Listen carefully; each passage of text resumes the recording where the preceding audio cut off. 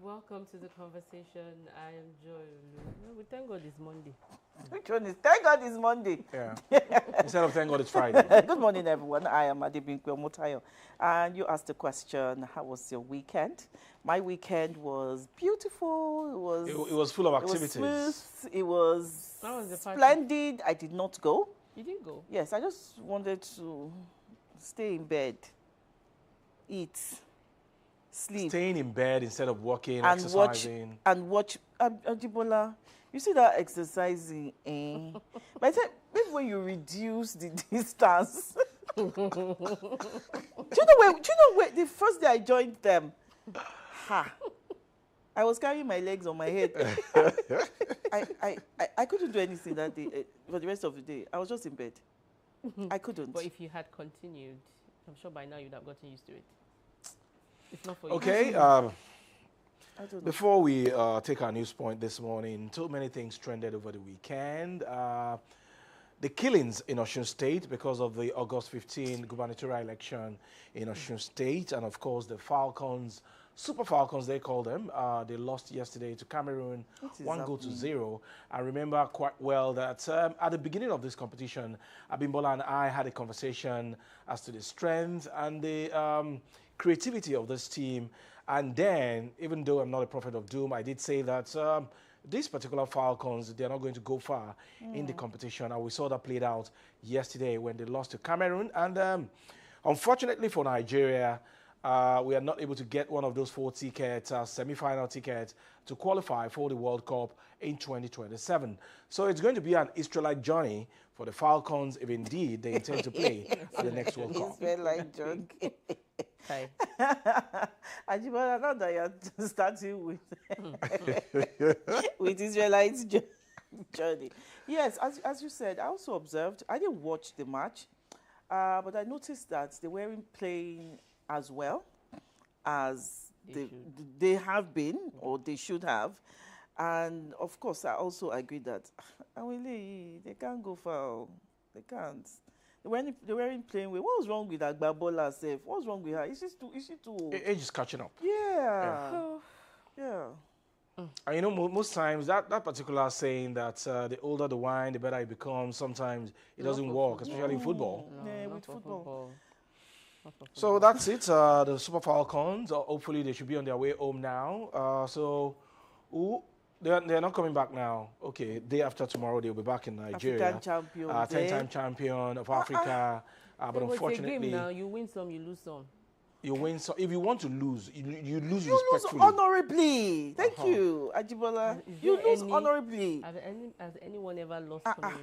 Did you see how Argentina, How they lost? how they That lost was the world? That was honorable loss. honorable loss. They lost at the finals. People of Okay, this world. enough of football Hey, because we really you need don't to want to manage go our time very there. well. Let's go to Osun State now, and I hope Joshua is listening wherever he is, and Adenike as well. It's been one killing after the other in Osun, all because of the politics of desperation being played by all the political parties that are going to be involved in the August 15th gubernatorial election in that state, whether APC, Accord, just name it. One way or the other, they have shown their desperation, all in a bid to clinch the governorship ticket of victory come Saturday this week. Why should we continue to play the politics of bitterness, the politics of killings, the politics of do or die? And I would have expected elders of these political parties to step in and, of course, bring some of these thugs, so to say, back to their senses. Ajibola, quite unfortunate. And each party is, laying accusing fingers at each other. Osun State, we started with our dancing governor. Did you also see what happened between Davido and governor of Edo State? Just because of this. You saw that result? Sometimes I imagine the quality and the intelligence of some of these people. But were you that we surprised? elect Were you as- surprised at that result? I wasn't surprised. Exactly so. If it is difficult for you to pronounce GCFR, then I wouldn't expect anything less Hi. looking at your results. Oh my Is God. anybody from Edo State here? Edo, are you proud of your governor? Any Edo people in the house? No, not at all. But oh, your husband, Blessing's husband is. So is it not better to dance than to have that kind of results? I'll just be dancing. No. Hey, but is the result true? But they didn't debunk it. It just went quiet. And we saw his picture there. And silence means what? Consent. Can we move on? Let's move on. Stop throwing stones, please. Who started it? I'm not there. All right. Those were the things that trended over the weekend. We hope that sense of reasoning will prevail in Osun State so that we can have free, fair, and transparent election come Saturday, 15th of August, 2026. So, time for us to take our news point. Why am I always the one taking this particular story? Please, is in your PFIPC scandal. Adeyemi demands media lawyers' presence before Reps probe. The House of Reps ad hoc committee investigating the controversy surrounding the Presidential Foreign Investment Promotion Council is yet to decide where it will question the council's self-appointed DG, Adeyemi Matthew, a source familiar with the committee's proceedings, has disclosed. The development comes as Adeyemi insisted that his lawyers and journalists must be present before he submits to questioning by the House Committee. The committee, chaired by the lawmaker representing Kanke Kanam Federal Constituency of Plateau State, Yusuf Gadi, is probing how the PFIPC secured official office within the Federal Secretariat complex in Abuja, received a budgetary allocation of more than 1.32 billion naira in the 2026 Appropriation Act, despite allegedly having no legal presence. The investigation has attracted significant public attention following allegations that the council operated within government structures despite lacking legal recognition, raising concerns about possible lapses in public financial management and institutional oversight. Adeyemi, who has been in police custody over the controversy surrounding the council, is expected to appear before the committee this week, following testimonies from several senior government officials. However, as of Sunday, the venue for the much-anticipated session remained unsettled. The source, who spoke on condition of anonymity because he was not authorized to discuss the committee's proceedings with the media, confirmed the development in response to an inquiry by The Punch. Asked whether the committee had chosen a venue for Adeyemi's appearance, the source simply replied, no. I don't want to go further. We already know what this particular scandal probe is all about. We have a committee set up by the Green Chamber of the National Assembly to probe those that are involved or alleged to have been involved in this particular scandal by Prince Matthew Adeyemi, the fake DG of the PFIPC. And then we have seen the head of service of the Federation appeared before this committee, DG Budget Office, and a couple of others. Even the leadership of the Federal Road Safety Corps equally appeared before this committee last week. And it was in the open. The media was there. Members of civil society organizations were there. But here is Adeyemi, the man tagged the fake DG of the PFIPC, saying that it must also be tried in the open, where there will be presence of the media, lawyers, CSO. Why is his own case going to be different this time around? Or do we live in some kind of animal farm where some animals are more equal than the other?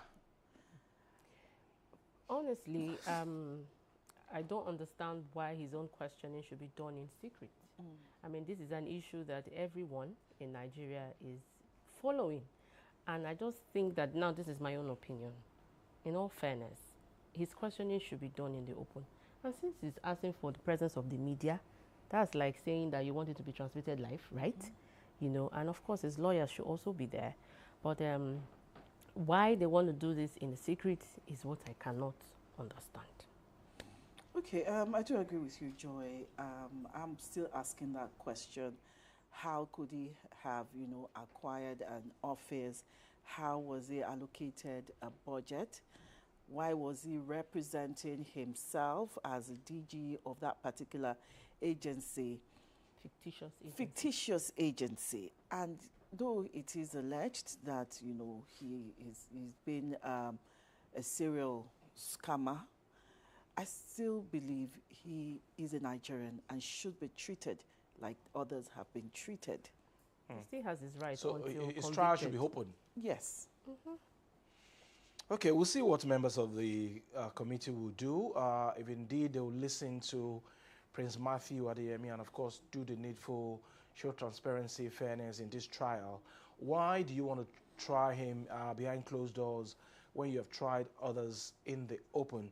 There are certain issues that were raised by Prince Matthew Adeyemi prior to his arrest, and some Nigerians are beginning to feel that maybe some of those allegations are indeed true. So if they are not true and you want to operate that system of being open to all Nigerians, then try Prince Matthew Adeyemi in the full glare of the public for everybody to see and listen to whatever he's going to say to defend himself. Another, okay, you want to say something? Yes, one thing I've also noticed about this case is how the presidency have quickly exonerated themselves. The chief of staff.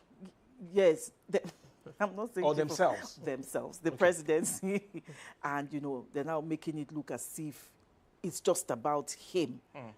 He couldn't have been working alone. I have insisted from day one, and other people have been saying that. Look, this man. He couldn't have done it alone. Yes, he couldn't have done it alone. That is why the questioning is needed, and it should be done in the open. Absolutely. Yeah. All right, another quick one. Presidency, Atiku in fresh of words over killings.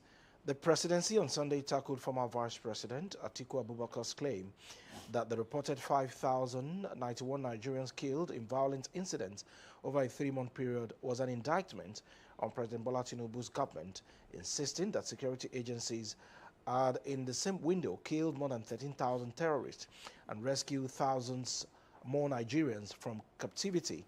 It argued that Atiku deliberately ignored the successes of the armed forces in the war against terror, and it described Atiku's statement as political.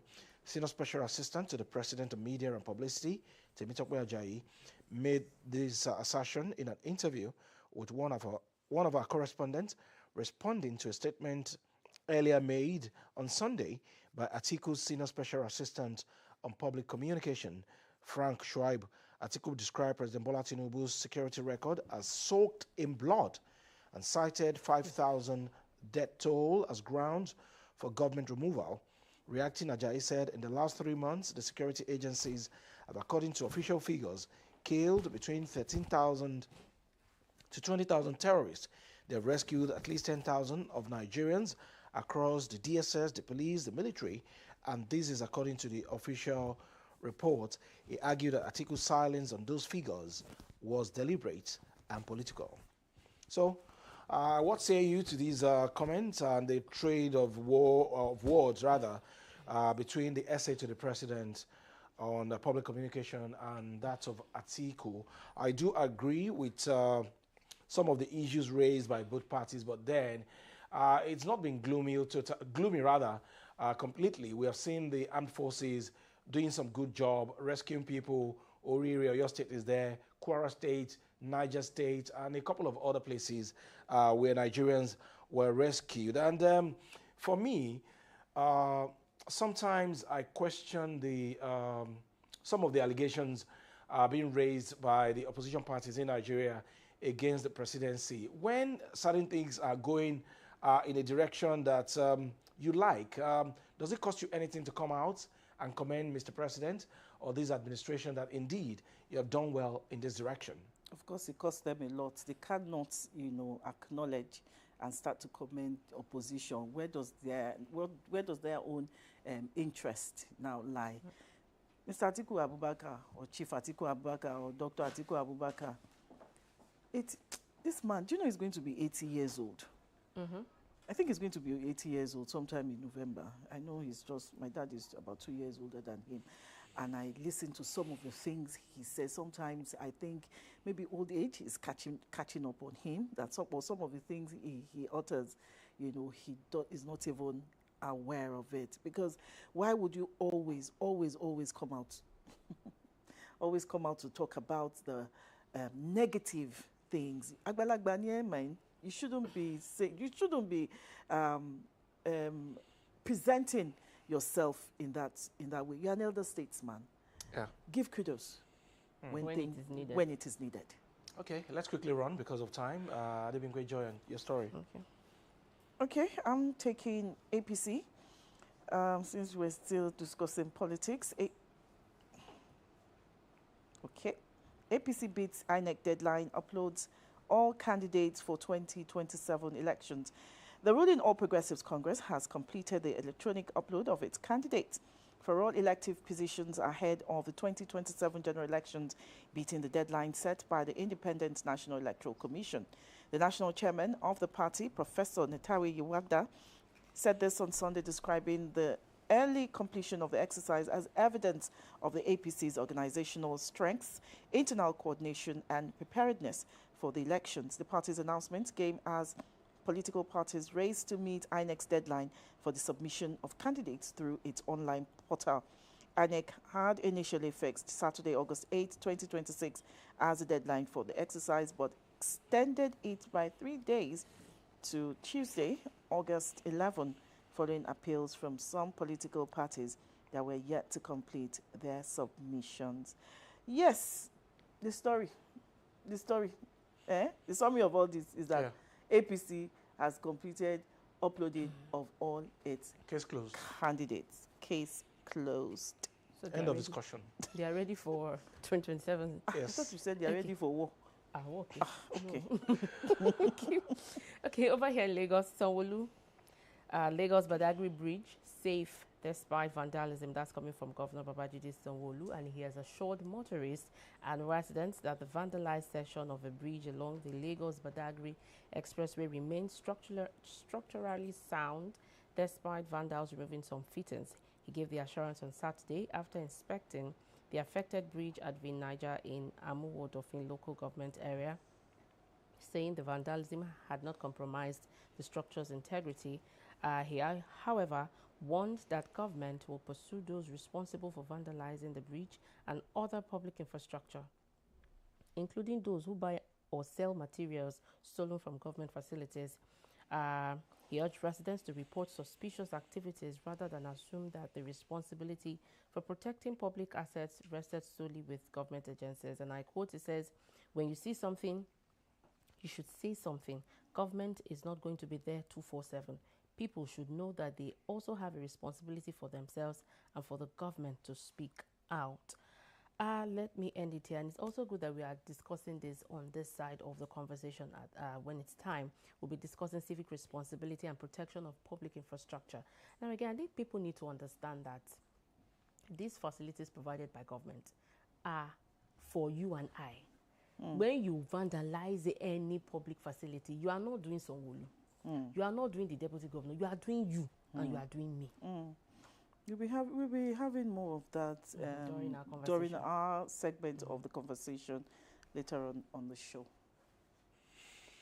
All right, let's go to the X platform now and see what is trending. I watched this particular interview last night live on Channels Television when Seun Okibaloye had the number one man of the Nigerian Revenue Service, Zach Adedeji, on his show, and Mr. Adedeji was able to highlight some of the achievements of some of the reforms of Mr. President, how we generate more money now, how the exchange rate would have been out of this world if not for some of the interventions of Mr. President. He also did say that states are getting more money now and that Nigerians should be looking towards their state governors and demand for good governance. Where I have issues with Mr. Adedeji was where he said that Seun put a question to him that some of these politicians, they are living at the expense of the people, lavishly, flaunting wealth before Nigerians. And he answered by saying that Mr. President, as part of being prudent, that Mr. President, that normally in the morning, he would trek to work. That's on one side. That escalade is not too much for Mr. President to be riding, and a couple of other issues, trivializing what the Nigerian people are going through as we speak. Mr. President, how far is Mr. President out to his office? my president... I'm not saying you should ride a Toyota Corolla or something, but you telling us that Escalade is not too expensive for Mr. President. Whose monies were used to buy the Escalade? Mr. President also eats once a day. Maybe he's on diet. He's an old man. Maybe he's on diet. Why should you eat 3 times? I don't even eat 3 times a day. Likewise. Who eats 3 times a day? It's not because Joy, I how many cannot, times do you eat in a it's not day? because I cannot afford to eat. It's just that at some point, like Jajibola said, he's an old man. You can't be eating, just be gobbling food. You can't be eating anyhow. Or turn your body to a dump site. I eat once or twice in a day as well. And again, Mr. President used to be the governor Of Lagos State. Lagos State. This man is a very, very shrewd businessman. He has money. Please. Don't look down on Mr. President too. And some people that come on there to represent or to defend Mr. President, it's like sometimes they don't really... Unfortunately, he's your brother.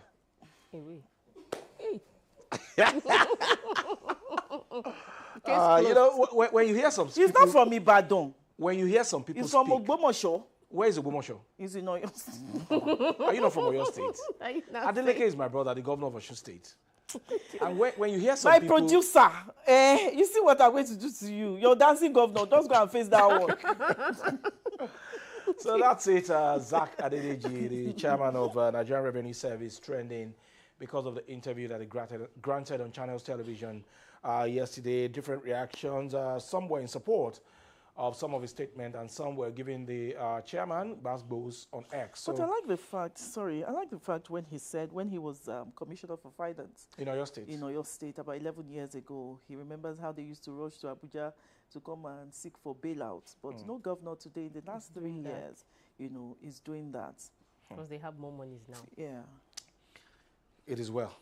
There is one other governor that is connected to Adebinkwe, but I will not mention his name. Very fashionable like this. And you have something in common. You're very partying. Powerful. With all these sexy frames. Stop it. Stop it. Don't associate. Which state is close to Lagos State? Don't associate it with. Which state is close to Lagos State, John? But you know that's my mom's state. The state. That's my mom's state. Okay. That's my mom's state. My mom is from Ogun.